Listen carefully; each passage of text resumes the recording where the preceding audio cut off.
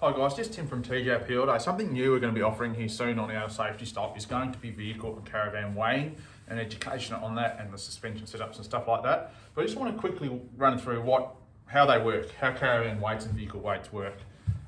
There's a lot of confusion out there.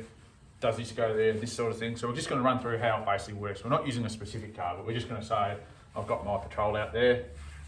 The car weighs 3.5 tonne. The van weighs 3.5 tonne, GCM 7 tonne, front axle 1650, rear axle 1850, right? That's the basics, that's what this car weighs.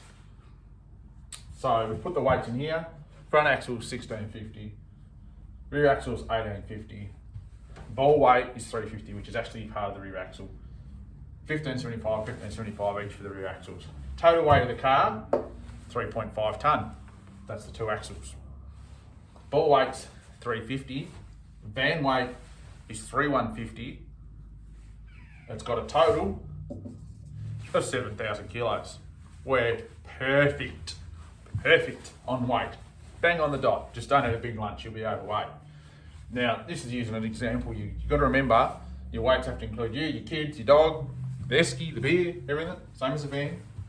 Now, this is where people get confused with all this, because I'm saying here the van weighs 3.5 tonne, but here I'm saying it's 3,150. It does weigh 3.5 tonne with the ball weight, but at the moment the ball weight is shifted to the car, which gives it part of its axle weight. Now, rear axle weights is something you've got to watch too. You can easily get over your rear axle limit.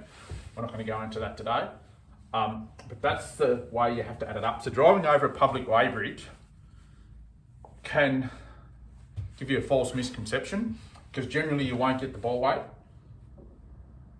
And if you go over a weighbridge without the ball weight and your van weighs 3.5, your car weighs 3.5, you're going to go, 7 tonne, I'm legal.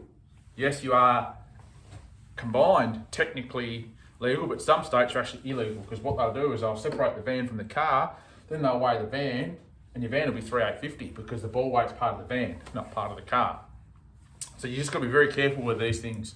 You go over a public weighbridge and you don't weigh the ball weight separately, you can end up in trouble if they weigh the van separate to the car, which is how most weight people do it. Caravan weighers, the mobile guys, all that sort of thing, that's how we will do it. You've got to weigh it all separately and put it together to make sure you're right. Otherwise you can end up in a world of strife by thinking your weights are right when they're not, by going over a public weighbridge and not putting that van ball weight into consideration here when you do it.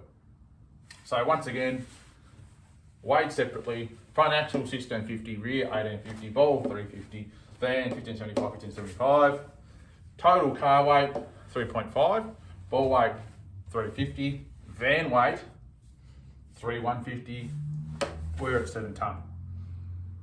Now if you go to a public weighbridge, and I might just do this as a quick example, if you go to a public weighbridge and weigh your van, you're probably going to come up with something more like this. And you're probably going to come up with a number that's not quite right. Do that with black.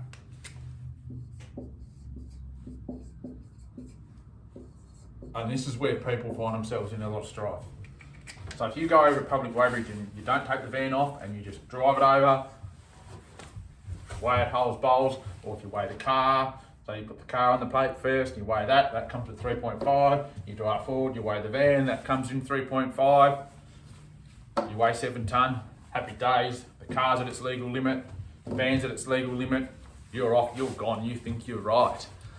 Now, the laws do and can vary state to state, but once you separate those two along here and you weigh the van here, and that comes in with 350 kilo ball weight, you're now overweight because you're at 3,850.